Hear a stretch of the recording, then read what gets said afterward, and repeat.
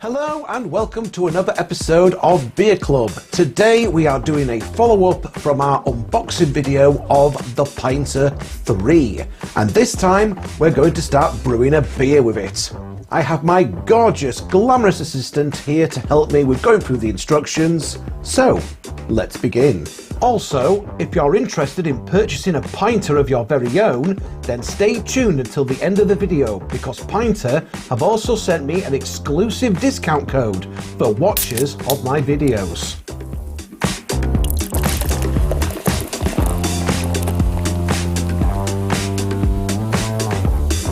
You probably saw the previous episode of Beer Club where Pinter had got in touch with me and sent me a Pinter 3 to review and give my thoughts on it. So, I previously unboxed it, now I'm going to brew with it. Right, we're ready to start brewing today. So we're going to go for the naughty and spiced. Ooh, nice and festive. Belgian spiced dark ale. So we've already gone through the purifying and sanitation progress as detailed in the instructions. I figured you probably wouldn't want to see that. That's the boring stuff. Let's get on to the interesting bit. Let's start doing some brewing. Once brewed, this naughty and spiced Belgian ale should have an ABV of 5.8%.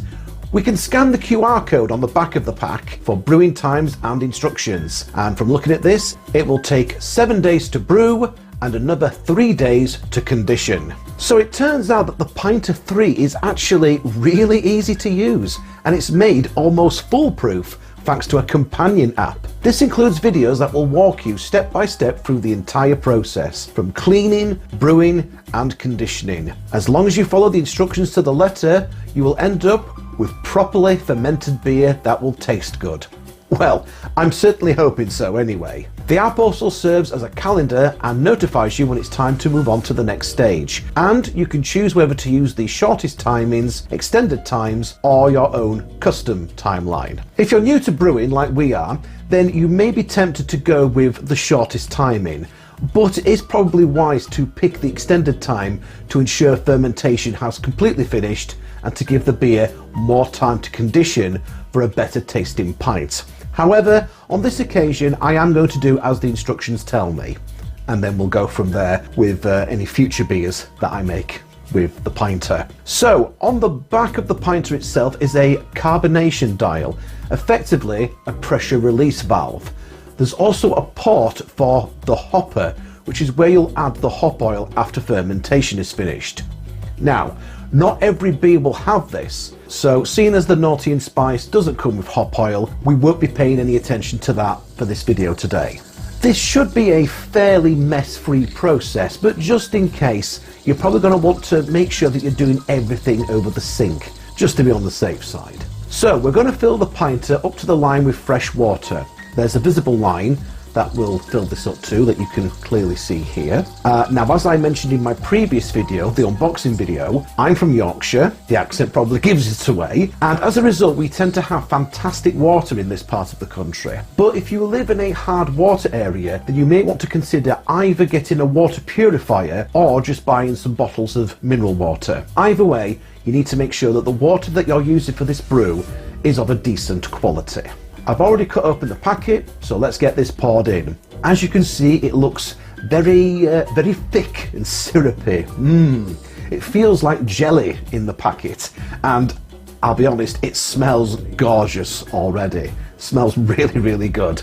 Make sure that you squeeze every last bit out because you are going to need it. From there, we're adding the fresh brewing yeast, which also comes in its own packet, and then we're screwing the lid securely back on.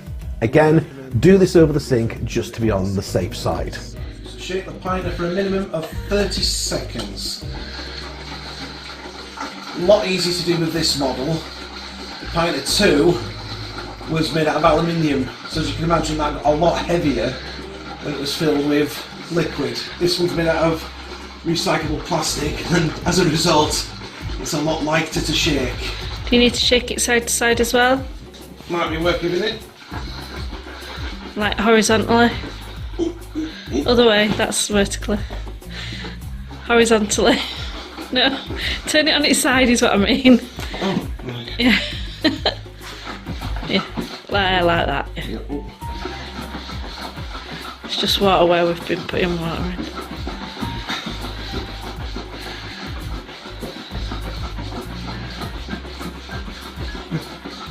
Wobble, wobble, wobble, wobble. So once you've given it a good shake, screw on the brewing dock, which you should hear click into place, and then turn it upside down. After attaching that, you turn this upside down. Ooh, did you hear that? Okay. Find a safe place to put that where it's not going to get knocked over. And I guess we leave it there for as long as it says on the instructions. 7 days for this one. 7 days. So we now need to put the pinter somewhere safe where it's going to be at room temperature for 7 days, and there's no chance of it getting moved or knocked about. You need to make sure that it's not disturbed, and it can't be anywhere that's going to be too warm or too cold. 1 week later. Right, very exciting day. It's now time to start conditioning. So we're going to lift this up into the sink, and we're going to take the brewing dock off. Twist it. Here at the bottom, is it? No, twist the whole thing. You twist the whole thing, do you? Oh, there we are. Right. That's it. So reconnect the cover plates, put the handle on itself, and that's now ready to go into the fridge. That's going to take up that section. Mm-hmm. I'm seeing it just works all okay. Right, it's in the fridge. We'll see in about 3 days' time or so, or whenever we do the next video, and we'll get to do a proper taste testing. So that'll be exciting. So if you have enjoyed this video, subscribe to the channel if you haven't already done so, and hit that notification bell so that you get an update whenever I've got a new video for you to watch. And stick around, because when we do another video shortly, we'll be trying this beer out. So catch you again soon.